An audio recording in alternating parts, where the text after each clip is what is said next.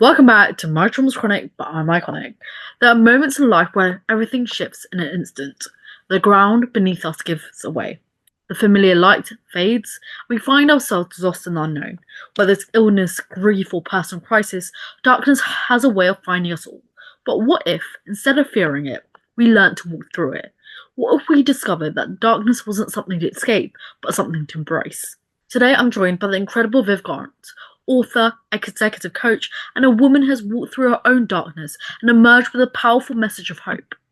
In her book, Learning to Walk in the Dark, Viv shares how facing uncertainty head on can lead to transformation, healing, and a deeper connection with ourselves. She challenges us to sit with the discomfort, find strength in stillness, and trust that even in the darkest moment, light is waiting to be found. If you ever felt lost, overwhelmed, or afraid of what's ahead, this conversation is for you. We're diving into resilience, creativity, and the five core qualities that can guide us through life's toughest journey. So, grab yourself a cup of tea, find a quiet space, and get ready for an inspiring discussion with Viv Grant.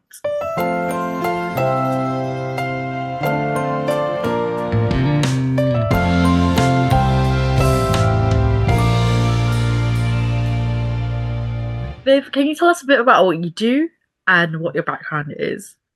Hi everyone, my name is Viv Grant. I am a former primary head teacher. Many years ago, I was one of the youngest head teachers to turn around a failing primary school in Stockwell, South London. Fast forward 30 odd years now, and I'm the director of Integrity Coaching, London's leading coaching company for head teachers, multi-academy trust CEOs, and senior school leaders.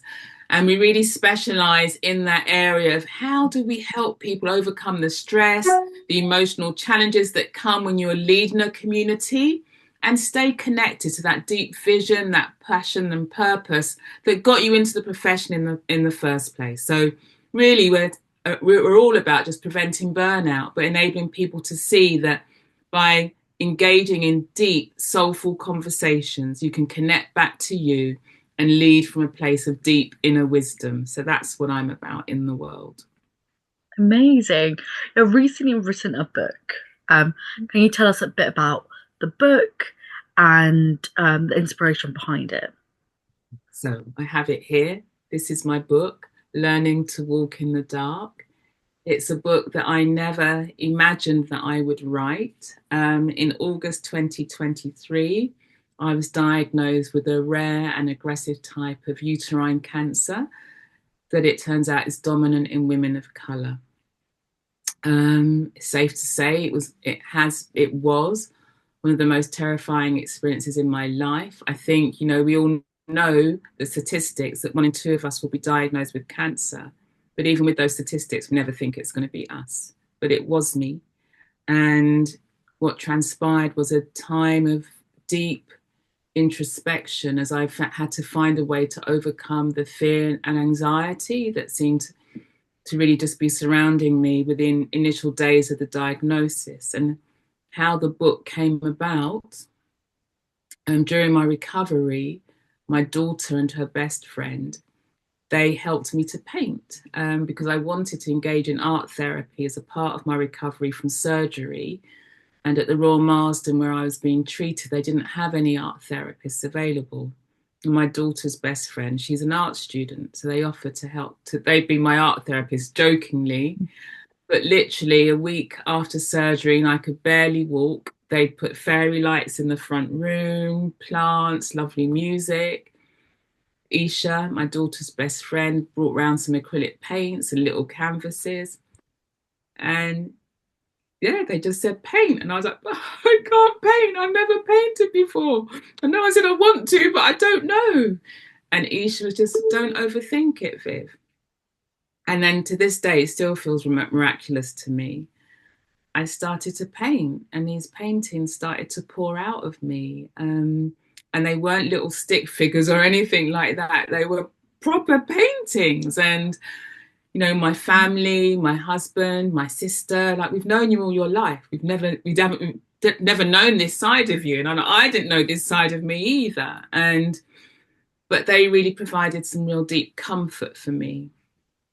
And eventually I was having therapy. I'm still having therapy. I spoke about the paintings with my therapist. And through her encouragement, I just had them all around me. By that time, I must have done about 20 or so.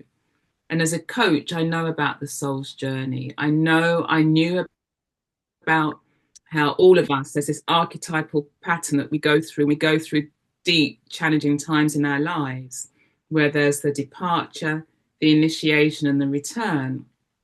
And I knew it at a head level and to a certain degree at a heart level. But then when I saw the paintings, I was like, oh, I understand. This is what I'm going through. I'm going through a dark night of the soul. I'm going through the soul's journey. And yeah, I'm definitely in that initiation stage. I'm definitely in the darkness. But my paintings will also show me there is light on the other side, which in psychology, people talk about it as the return. And so eventually, with a lot of prompting, because I never wanted to show my paintings to anyone except for my dearest, my family, it eventually, yes, the paintings became a book. And that's how Learning to Walk in the Dark was birthed into the world. Amazing. It's so amazing. I feel like art therapy, like I was never artistic. I never liked art. I think this maybe it was because of school. It was very much you do this, this is the way it's supposed to be done. Does it? Went into the psychiatric ward and it was a whole different experience.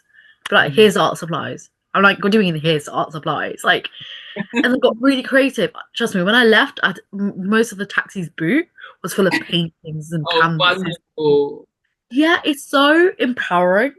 Mm. It's so like it gives you autonomy that you never had before. You either you never had it before or it's been stripped away from you, and all of a sudden you get to make something that is your truly you. And there's something powerful in that, isn't it? There, your book explores how darkness, both literal and metaphorical, can be a guide rather than something to fear. Um, you're right. I mean, I've written it down. You write that navigating the darkness is a multifaceted journey, one that can be paradoxically be both complex and surprisingly simple, beautiful and serene if we allow it to be. How has your, understanding of of darkness evolved over time? That's a really deep question. How has my understanding of darkness evolved over time? I think prior to the cancer diagnosis, I didn't fully appreciate how much the darkness supports our growth and how much it allows for vulnerability. I think when we have very, I suppose, deep, dark, challenging times in our lives, I think the way in which my understanding has grown now is that I see more these types of darkness as almost leadership crucible moments, or whether we want to use the term, the chrysalis. I do believe nature provides us with many lessons and wisdom about what we go through ourselves as human beings. And I now see the darkness as places where we're asked to let go, places where we're asked to surrender, places where we're asked to be still, places where we're asked to let go of actually all the old moorings that we attach to in terms of seeking to know and understand ourselves. It's not the easiest of places because of course, the ego resists anything like that where it's not in control. But it is a place where my experience has said where we are being encouraged, invited. It might not feel like an invitation, but the invitation is to let go so that something new can emerge. So that's how my understanding has evolved. It's this book is like really, really personal, but Mm. also I think it resonates universally. I've told you when we were doing preparations for the Instagram live about how my partner's going through something very similar. And then I was like, you know what? Let me have conversations with people. Lots of people have reached out to me over through Instagram, through LinkedIn, asking about the book. We spoke about it. It resonates universally, not just between you and me or people who have gone through something very, very traumatic. It's universal. How did you balance sharing your own journey while making sure it is something others could connect with? Mm. Again, another really good question. I think what transpired over the surgery and recovery was And as I was painting, I realized actually this was a universal story. It wasn't just about Viv Grant, a Black woman who's had cancer.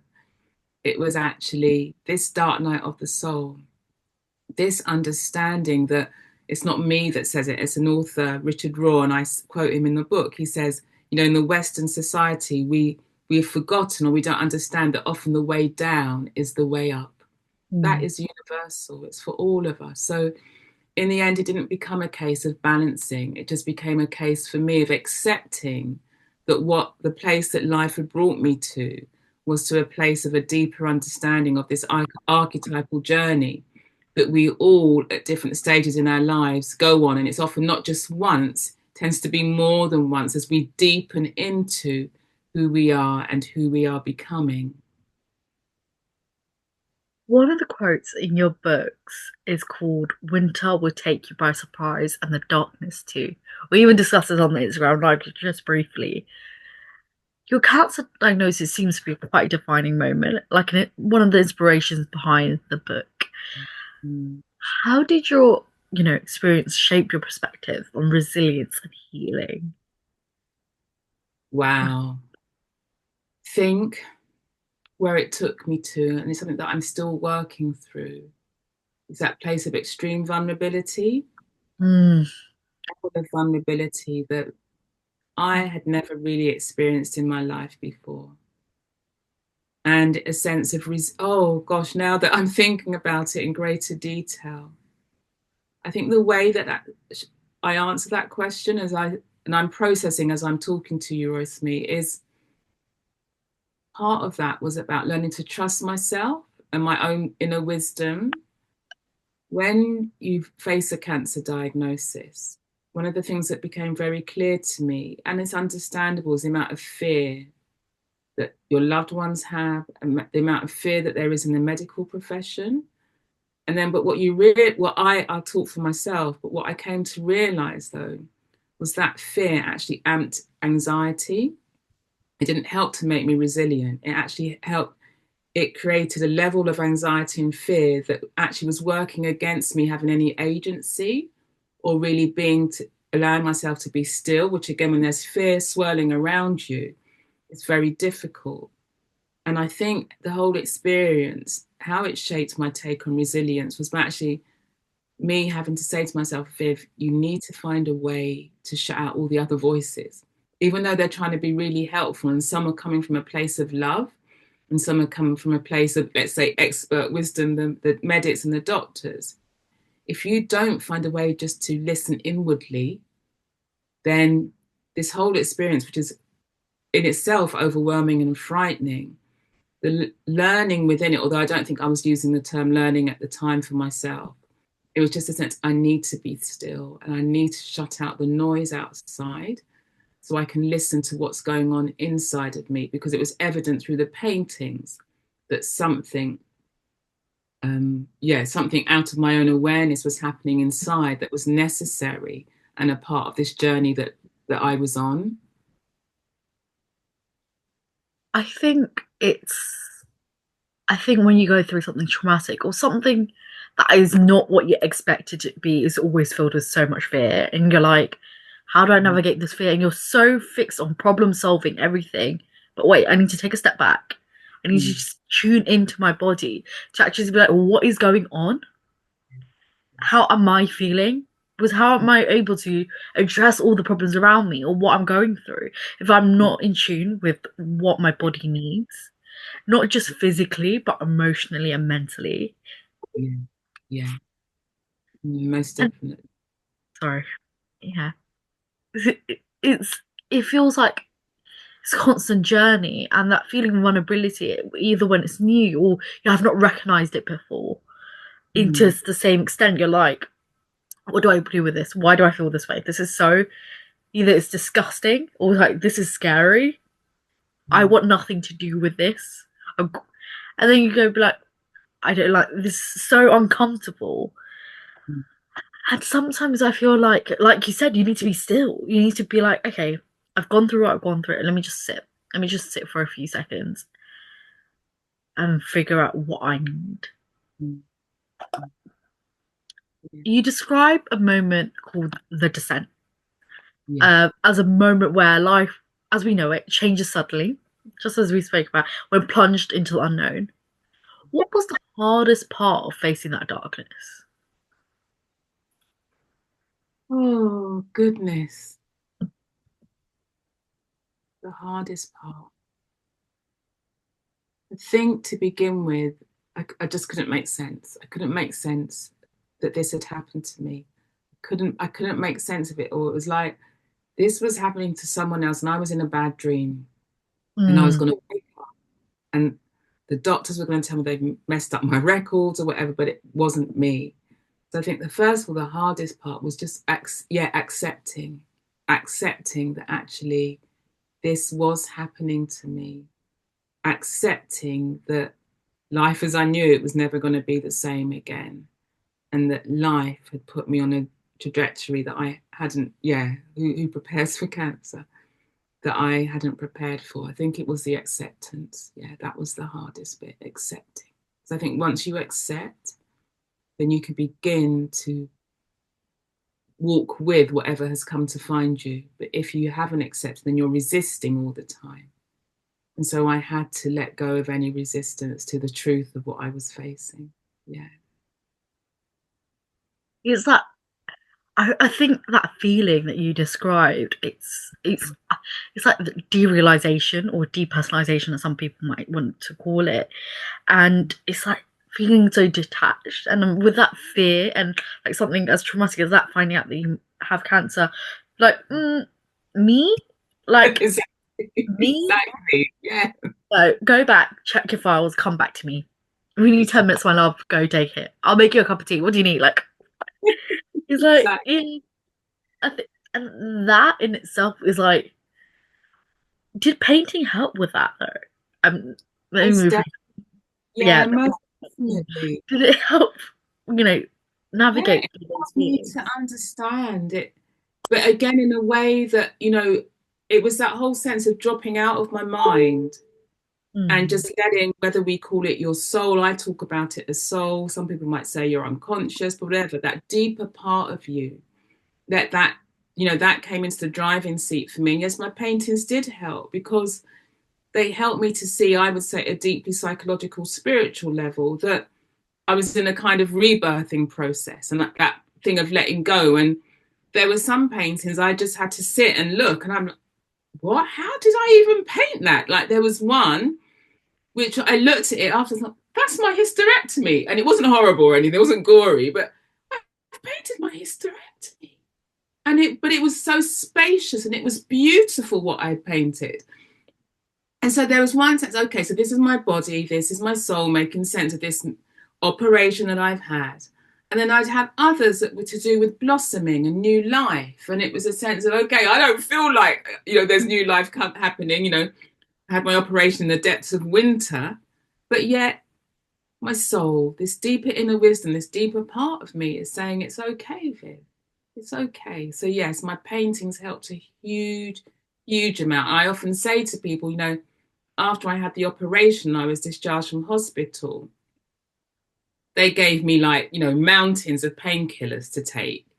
And in all of that time, I only took one. And I believe it was the painting. I really do believe, I painted every single day for 3 weeks before I had to go back, to find out the results of the operation and so forth. And I didn't feel any pain whatsoever. I do. Yeah, they helped. The paintings helped. we keep coming back to that, like the concept of creating a safe space Mm. during a difficult time. You even write about it. What does that mean for you, and how can other people cultivate that sense of inner safety? Wow. Whew. How do people cultivate that space and that safe space and that space? And I think that the bit that you just said there, though, Royce, is the important bit, a place of inner safety. Because Mm, for me, what that points to is how do we facilitate the quietening of the mind? Because very often we go through those difficult life circumstances, it's what's going on in here that mm, actually amplifies any fear or anxiety that we might be feeling. So I know for me, and to this day, it has been creativity. It was the painting, and to this day now, I still engage, whether it's painting or pastels. I do something every day that settles me and brings me into contact with myself. And I think,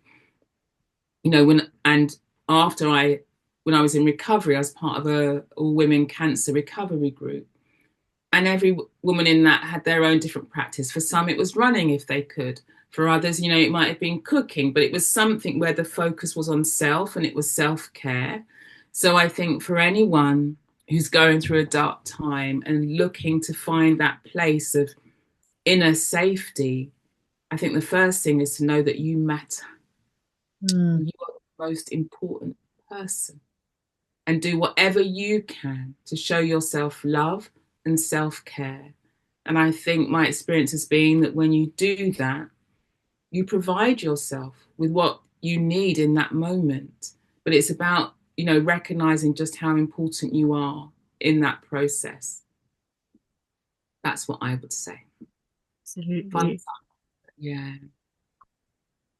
I Mm, think it's that like remembering your purpose, and people often think of purpose as mm, work related, like this is work, work, work, or it's your mission in life, but just to remember your purpose in life, that you're meant to be here, you deserve to be here, and the world will be a better place with you. And you're so used to saying it to other people, but when it's coming to yourself, where is that level of yeah, self-compassion? Is nowhere to be seen, and we need to learn to embrace that definitely, definitely. and Yeah. recognize the impact and the importance we have on this world. Oh, most definitely. I couldn't agree more, Royce Smith. Couldn't agree more. Yeah. You, a bit earlier, you spoke about art, painting being an outlet for your emotions, and Mm, it revealed things about yourself, and that also comes in with tuning into yourself, seeing things because you stopped and sat in that stillness to mm, reflect. And I think that's so important with mm, lots of things going in your life, and it doesn't always have to be, you know, people shouldn't always wait for something traumatic to happen or something big. Sometimes it's the small little things. Like, for example, the one thing that I did, I kept doing, I'm like, why am I doing this? mm, My work password for my local authority laptop, it's so complex. I was in fear of forgetting it because I got it wrong a few times, and when my brain goes blank, I keep repeating it, or I would like write it like in the air. Is that anxiety? Is that fear of like forgetting it? mm. Yes, yeah, yeah. And maybe the fear of going to IT, but like still, it's just, like, oh, how do I deal with this? Like, no, you Mm, just need to calm yourself down and stuff like that. And it's hard to do, but just recognizing where this fear is coming from, this pattern is coming from. yeah. Mm, And I feel like that nicely leads to the next portion that we have. And another quote from your book, that you quoted somebody else, Thomas More. There is yeah. much to be done during your dark night, which is full of mysteries. Your job is to take care and not to interfere with the work by bringing your day world bias to it. Let night be night. Mm, What does it truly mean to walk in the dark? How can we shift from fearing uncertainty to embracing it? yeah. Yeah. I love that quote. I love it. I love it. I love it. I'll start by answering your question by saying what that quote means to me in terms of then how it helps us to learn to walk in the dark. Because I think, when he talks about our daytime bias, so for me, our daytime bias, we're going to rationalize this, aren't we? We're going to problem solve. We're going to use this because we're so good at using our mind as a way to work things out. So we'll rationalize, we'll work out an argument, we'll look to be in control because that's how most of us, in terms of our life or the work that we do, is about being in control, showing that we have the intellect to be able to work our way out of something or through something. And I think what is hard for us when we go through dark times very often is that the nighttime biases that Thomas More is talking about are actually the biases of the soul. Now, the soul has a very different language from the ego. So the soul is very much to do with talking in metaphor, in imagery, in silence, in stillness, it's very different. And it's about also facing parts of ourselves that we wouldn't normally face when we're in the world and we're busy, busy, busy. And yet, my experience says to learn to walk in the dark, because also I do believe when we have these moments in life, it is about a process of becoming whole, integrating, becoming more of our full selves. But we can't necessarily do that by using our daytime biases, as Dr. Thomas More says, by rationalizing, by working out. It's through feeling, it's through the hurt and through the pain, and engaging with that hurt and pain in what I would say are soulful ways. So whether it's through creativity, whether it's through meditation, whether it's through silence and hearing that deep inner wisdom rise up, that's how we learn to walk in the dark. Because there's an alchemical, there's a very, he talks about mystery. There's a mystery to being human. And that mystery to being human, again, is not fully understood by the intellect. It's something that we come to understand more of in stillness and in silence. That's what I'm learning. For me, it amazes me every day. I woke up I told you at the beginning of this call, sadly, my mum died just before Christmas. And I woke up in tears this morning. But because I'm now used to spending time with myself, it is a habit. The first thing I did was get out my pastels and I started to just create. And then what came through was this sense that, my ancestors, my mom, they're with me. And this is all within the imagery. And then it's like, I come back to that place of finding inner peace, which again, I could not necessarily have found if I went straight into my day and was busy, busy, busy.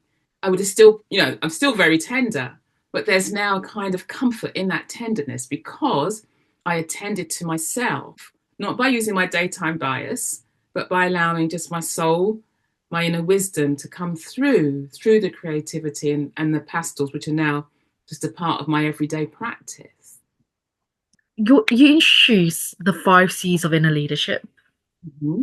curiosity, commitment, courage, compassion, and connection.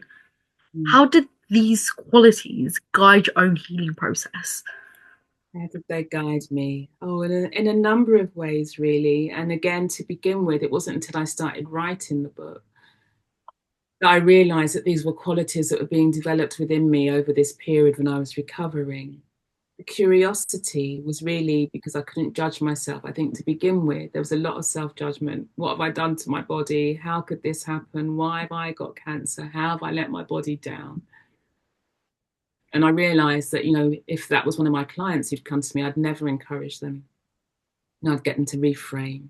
And so I had to reframe and think, okay, I need to be curious here. What is it that's occurring? Why has it occurred? What's the invitation here? So that's how curiosity just helped me just to hold lightly what I was going through. The commitment, that was very much to do with, okay, after I'd accepted that cancer had arrived at my door, there was a commitment to really being the best friend that I possibly could be for myself. And that was to do with really just spending time by myself, spending time, I've already spoken about the painting. When I could walk, I wasn't able to walk for a few weeks after surgery, but when I was able to, spending time in nature and just that commitment to this is a different path I'm on. It's one that's unknown to me, but I'm committed to myself and I'm committed to my recovery. Courage, that really was, when I look back, it's the other side of vulnerability for me. I was very vulnerable. The doctors wanted to prescribe one way of me dealing with the cancer, which I didn't feel was very holistic.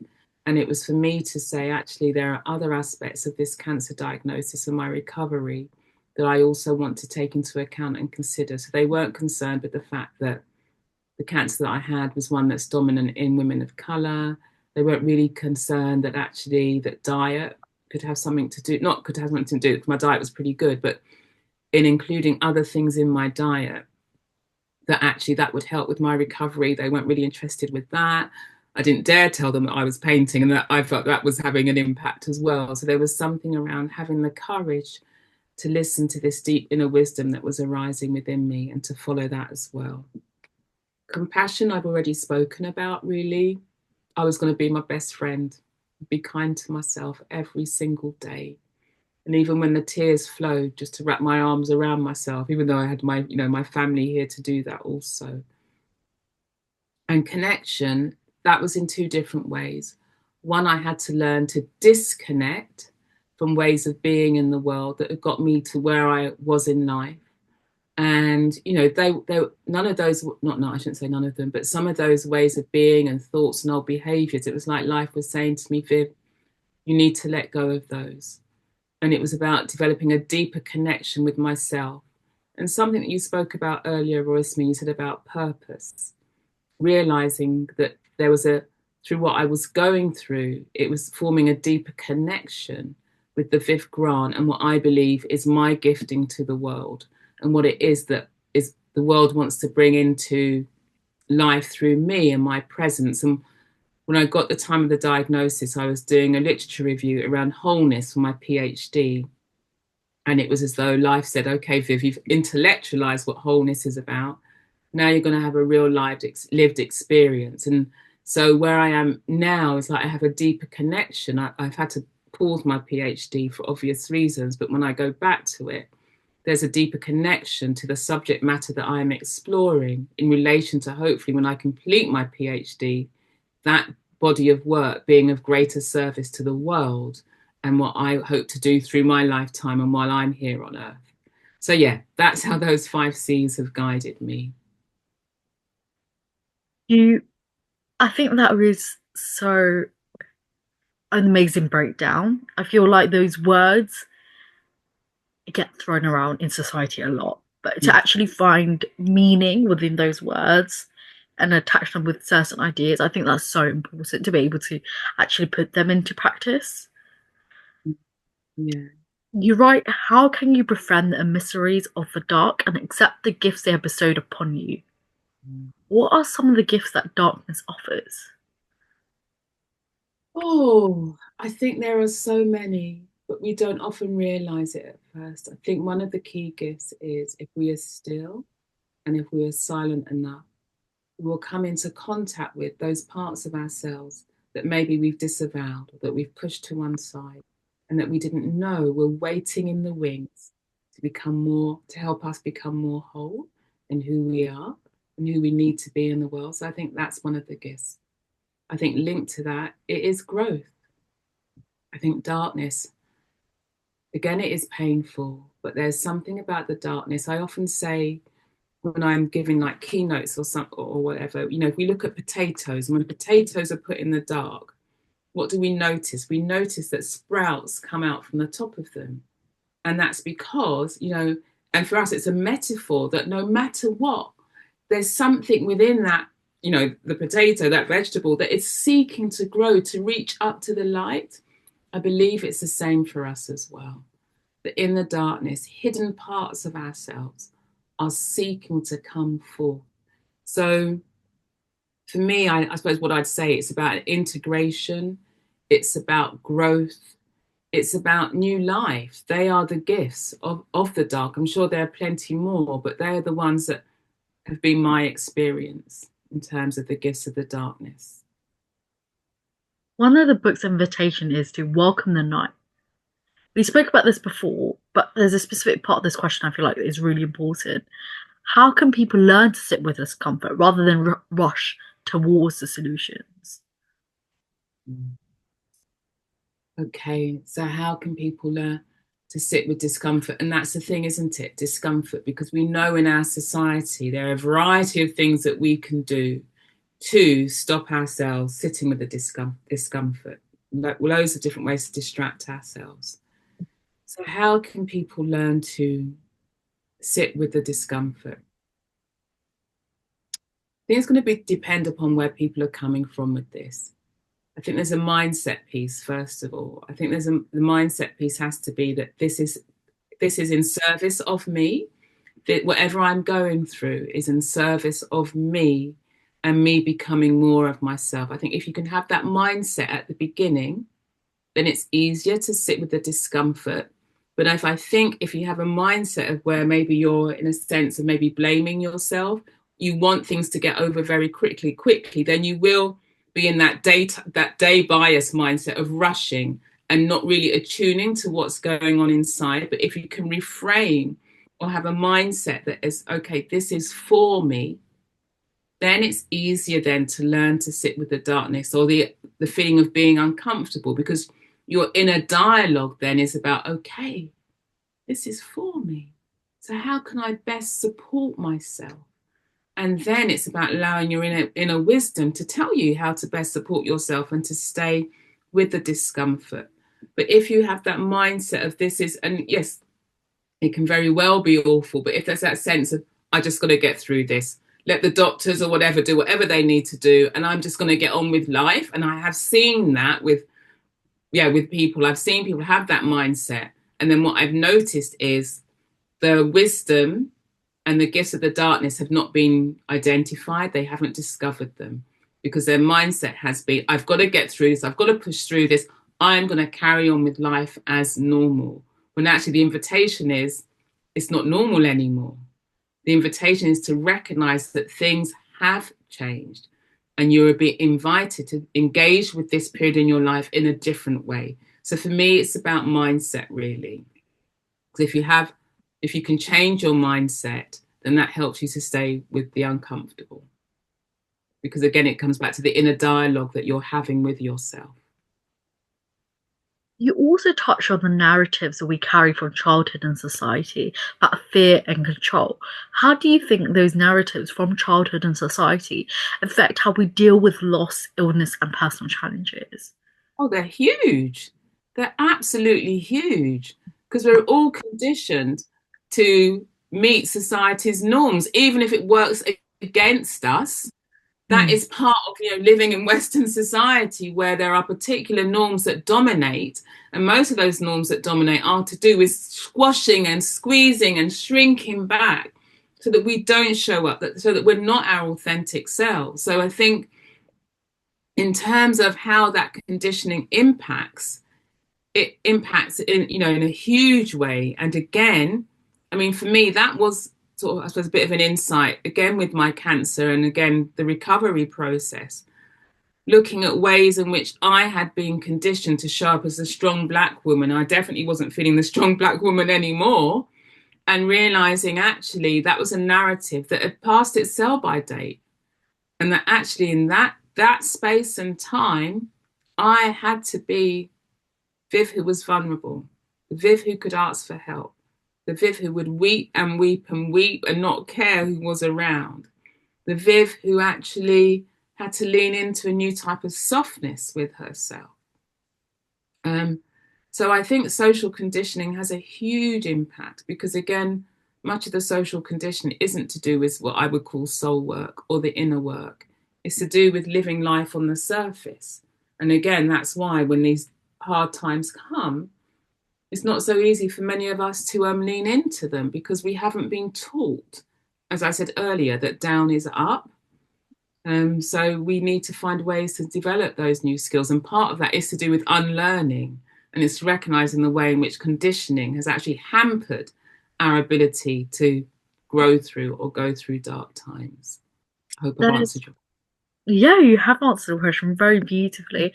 And I feel like a lot of people don't realize, no matter how, I think people who forget how schemas work. They often is be like, oh, this is trauma, trauma, trauma. No, you carry things up from your childhood. You don't need to have an abusive, highly traumatic, um, childhood to be affected by things from your childhood or society.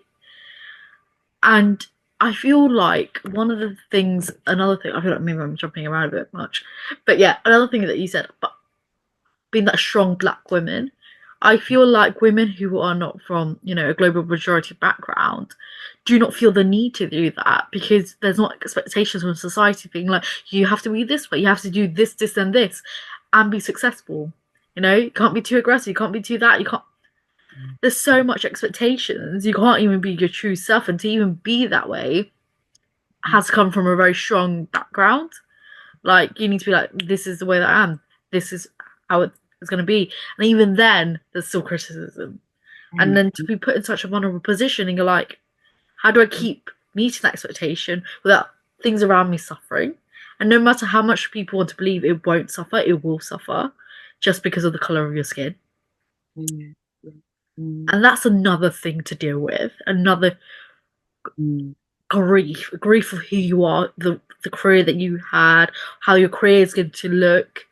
Is this Mm. going to change? Because we know even if women go on like sick leave for extended periods of time, they're not going to be treated the same as a man who's just been on a sick leave. There's less compassion, less empathy, and your career is not going to just bounce back either. And that's another thing to deal with. And being somebody from a global majority is definitely not going to get bounce back the same way as other female counterparts. Mm. There's a quote in your book, another person you quoted, Bell Hooks. Mm. Knowing how to be solitary is central to the art of living. Your book is not just about personal transformation, but also how we support others. How has your journey influenced the way you helped leaders, educators, and those facing adversity? Yeah.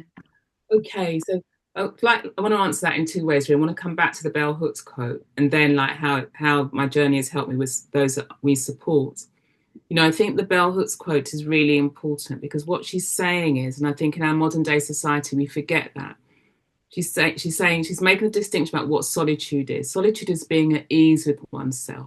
It's being comfortable with oneself, to be at ease in one's own company. And I think sometimes people can make the mistake that solitude is equated with loneliness, but that's not. Loneliness is when there's a disconnection.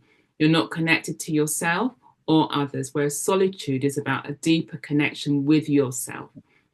And I think that's what Bell Hooks is talking to. And now for me, in terms of the work that I do, it's very much about enabling school leaders and other leaders that we work with. And, you mentioned, global majority as well, to be able to acknowledge that coaching is a form of enabling them to come into deep connection and relationship with themselves. In a coaching conversation where you're one on one and where you're allowed to be vulnerable, where you're allowed to let go of your social persona, that conversation, if done in the right way, invites another part of yourself to step forward. Often I say it's the vulnerable part, and that's also the wise part as well. And what coaching allows is for vulnerability, this deeper wisdom to come forward. And with the questions that are asked in a coaching conversation, it enables the individual to find the light that I believe every individual has within them, to then help them navigate whatever territory they might be walking through as a leader. So that's really how the journey that I've been has deepened my understanding of that. I've always spoken about taking care of the soul in the role, to quote Parker Palmer, and my journey through cancer and the book has just deepened my understanding of how important it is to take care of the soul in the role, and how what I would call depth coaching enables leaders to do just that. There's a deep connection between your work and advocacy. Um, how does learning to walk in the dark align with Yes to Life and other cancer support initiatives? I think learning to walk in the dark aligns with, Yes to Life, who are an amazing cancer charity who supported me when I was going through my diagnosis and recovery. Because what it does, learning what both organisations do, and I can't really talk about many other cancer charities. I'm sure they all do a good work, but it's just because I have a Yes to Life were the ones that I chose to work with. It's something about agency. For me, Learning to Walk in the Dark is a book about how you can claim agency over your life. I think when we go through difficult times, very often we want to turn to the experts to tell us how to go through what we're going through, but we're all unique. And what I hope with Learning to Walk in the Dark is, rather than Viv Grant saying, this is how you do it, I'm giving sort of signposts or questions that enable you to engage with your own journey and to come to a deeper place of wisdom. And again, that's what Yes to Life do. They enable their resources, their conferences, they enable individuals to make choices that are right for them. They don't say you must do this or you mustn't do this. They're about informing so Mm. that people can make choices that are right for them in the end. And that's the same for me with learning to walk in the dark. I want it to be a book that enables people to better understand their journey and through whatever they're going through, to use the coaching tools, to use the prompts as a way to give them insight into their own journey and whatever choices they might make as a result. I think that when you have serious health difficulties, I think people think in their head it normally equates to you do not have capacity. I don't know how we got onto that train, Yeah, but it's not. It's like usually they're like people who are unwell, whether mm, it's physical or mentally, mm, they do not usually they do not just have a lack of capacity. Usually they have a good sense of capacity. And I think that people forget you can't infantilize someone just because they're going through serious health difficulties. You need to explain the choices. They are a human. They are human. They need to be treated like humans. They have the right to make choices. definitely. And you need to explain, like you said, you need to inform them of the process. There's no Yeah. right way of going about it. Mm. Everybody deserves bespoke care. Mm-hmm. And like you said previously, it has to also be holistic. Yeah. Yeah. Like, Yeah. for example, I know someone who's gone through chemotherapy. Yeah, okay, that's helping them fight the cancer, but how about their mental health? Is that going to be like sort it? Is chemotherapy going to fix that as well or help with that? It's not. There needs to be all these other perspectives looked at, Yeah. and they can advocate for themselves. They might need support, but Mm. that's what NHS or the hospitals or people are supposed to do. Help them have the resources and tools to be able to do that for themselves. And I'm sure you can agree with this as well. I'm sure both our health experiences would say this. Being part of a global majority background, you're given no. You cannot rely on other people to make decisions for you or advocate on your behalf. Ask your questions. How am I doing? What do you need from me? Not, Yeah. oh, this is what's going to happen. No, no, no. Yeah. Let me tell you what's going to Yeah. happen. Yeah. Yeah. Yeah.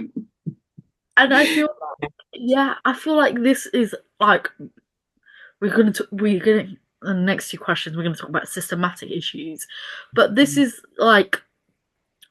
how people like I know working in the NHS.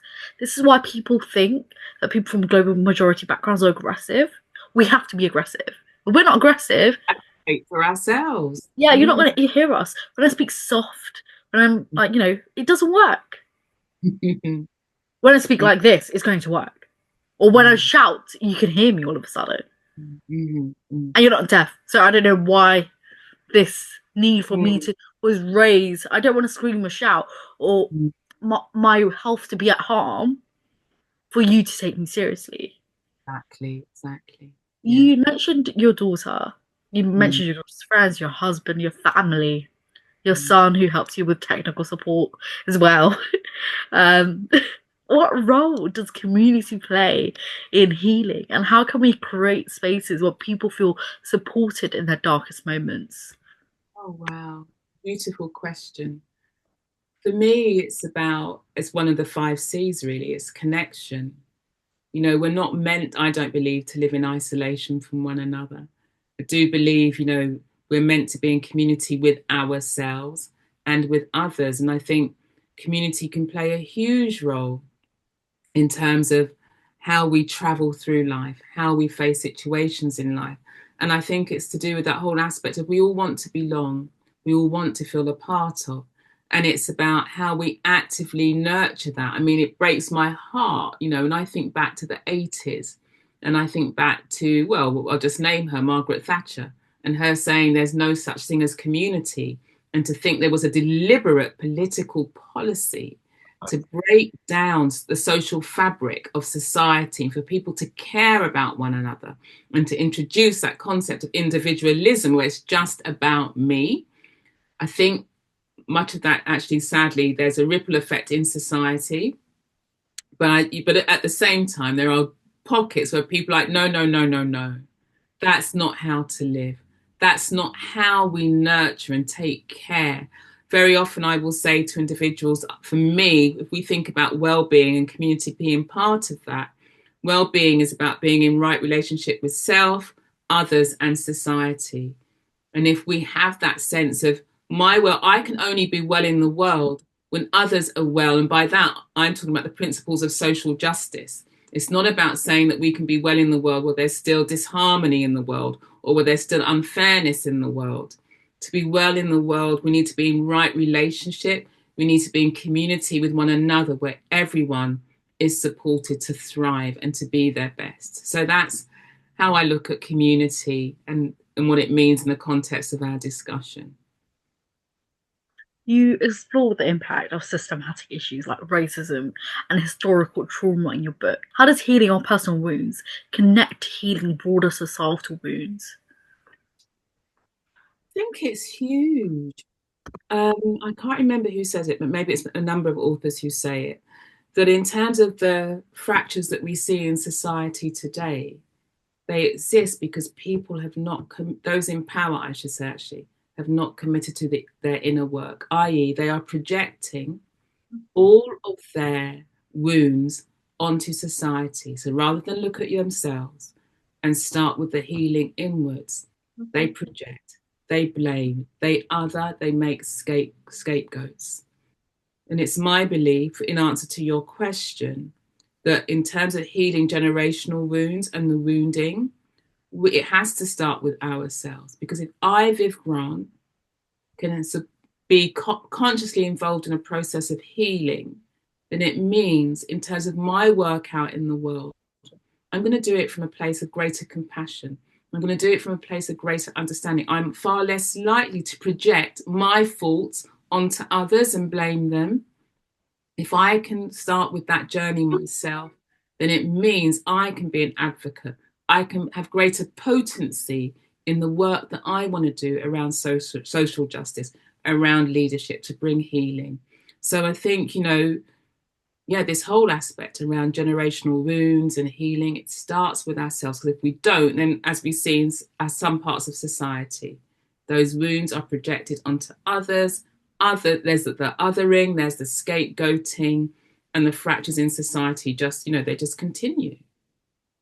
I think, yeah, I think it's so important. And I feel like you're unable to address the systematic issues when you don't look within yourself and how you feel about things. Um, I think that's so important to do. And I feel like reflection, especially no matter how difficult it may be, because these are very serious topics, very upsetting and triggering as well. But Mm. this is the stuff that I say when I'm delivering training as well. If you want to benefit from it, you need to be uncomfortable with uncomfortable. Exactly. Yeah. Yeah, definitely. Yeah. Yeah. Without that, how are you going to learn? How are you going to progress? And you know what? If you can't address things individually, you can't address things on a societal level. And that goes with anything. It's like if you can't look after yourself or you can't help yourself, there's no Mm. compassion towards yourself. How is it going to be? How are you going to show that to other people? Exactly. Exactly. You need to pour Yeah. your water in your own cup before you pour it into other people's. I think Right. that's so important. And Mm. the last quote that I'm going to quote from your book is homecoming is not a return to what was, but an arrival at a deeper understanding of self. Mm. Now that you have travelled through the dark, what shines most brightly for you? Now, are you asking me that question? Because it's a Yeah, rhetorical question that I put in the book, don't I? I yeah. quote the story of Mela and the Python healer, and yes, and so so in answering that question, then for myself, what shines most brightly for me? Ooh, you think I'd be able to answer that straight away? And yeah, what shines most brightly for me? I suppose it's what I said to a friend at the weekend. Really, that that belief that life wants me here. Because we know the stories of cancer. And it's that sense of, okay, Viv Grant, you have been through this, but you're still here. And through it all, somehow you're still smiling. Somehow you're still able to laugh.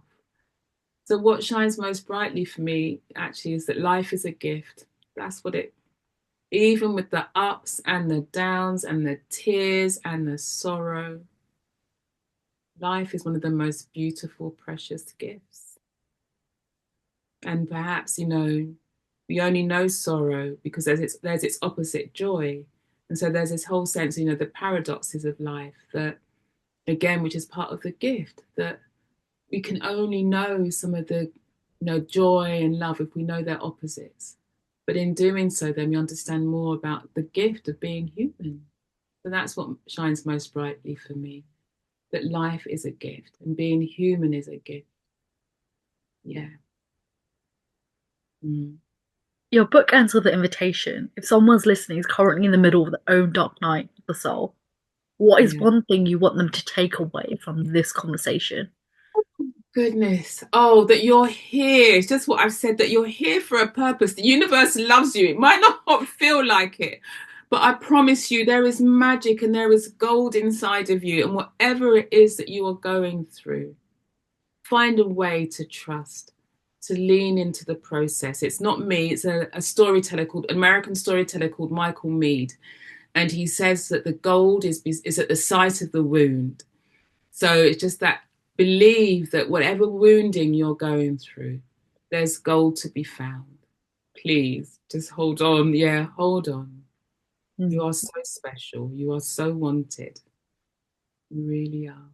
I think that's so important. I feel like you want the world to end, you want the world to just stop for you, Mm, and you just want to be out of this because it's such a nightmare. It mm. feels like it's the plague all the time. But there's Yeah. moments where you're like, this is worth it. You know, Mm, when you see this successes, again, not work, just yeah, personal successes, work successes, life successes, it just makes that every bit worth it. exactly. Exactly. Yeah. Where can people find learning to walk in the dark and connect with you for coaching or speaking engagements? The Learning to Walk in the Dark is available on Amazon. Just do your search, Viv Grant, Learning to Walk in the Dark on Amazon. You can connect with me through our website, www.integritycoaching.co.uk. Apologies. We are on Blue Sky at Integrity Coaching, and I am on LinkedIn at Viv Grant. What is next for you on your journey, personally and professionally? What's next on the journey, personally and professionally? So personally, I think it's continuing this walk. I'm realizing, as I might have said earlier, that when we these journeys through the dark, they have a cyclical nature to them.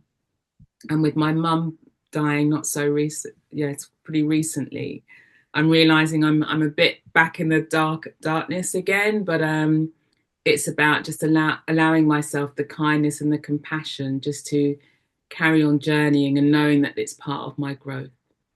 Professionally, it's really just, this whole year is about celebrating this book and wanting it to reach as many people as possible, knowing that there's something in here that's quite unique, in terms of using imagery and creativity as a way to help people navigate dark nights. So it's really, this year is the year of learning to walk in the dark, reaching out to as many people as possible.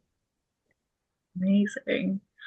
Are there any upcoming projects, events, or resources you'd like to share with the audience? Okay, so it's International Women's Week on Saturday, I think, or International Women's Day on Saturday, and it's World Book Day one day this week, I think the 6th. So yes, there is a prize draw that we have, in terms of that. I think if people sign up via the website, I'm not too sure, Royce, you may have more details than myself, but we are giving away a signed copy of Learning to Walk in the Dark. That's it. We will be, on Instagram, Right. Yes. promoting how this works. It'll Yeah. be instructions on YouTube because this video is going to go out on Friday. And yeah, so stay tuned on social medias. It'll be on LinkedIn, Twitter, Blue Sky. Not well, it'll be on LinkedIn, Sky, Instagram. So keep tuned and check out the website. Finally, last question. Okay. What is one thing that you're grateful for today? Oh, I'm just looking out my window. Blue sky and sunshine. Easy. Blue sky, sunshine. Yeah. Perfect. You know what, Viv? Thank you so much for being so vulnerable. Um, because this book is like deeply personal, and to be able to share it with the world, and then to go into further depth with us and the My Trauma's Chronic, but I'm Iconic's audience, it's absolutely amazing, and it's an absolute pleasure to have you on. Thank you. It's been lovely sharing with you and talking with you. As we wrap up today's conversation, I want to leave you with this. Darkness is not the end of the story. It's not something to fear or run from. It's an invitation to pause, to reflect, and to discover deeper strength within yourself. As Viv beautifully reminds us, homecoming is not to return to what was, but an arrival at a deeper understanding of self. So, whenever you're on a journey, whether you're in the midst of your own descent or just beginning to see the light of a new dawn, know that you're not alone. Your story is still unfolding, and there's wisdom to be found even in the darkest of nights. If today's conversation resonated with you, I encourage you to pick up Learning to Walk in the Dark and explore these ideas even further. There are links down below in the show notes for you to connect with Viv and her work. And if you found value in this episode, please share it with someone who might need to hear it. Let's keep these conversations going because healing, growth, and transformation happens when we show up for each other. Keep walking, keep growing, and remember there's always light to be found, even in the dark. Thank you for listening, and stay iconic until next time.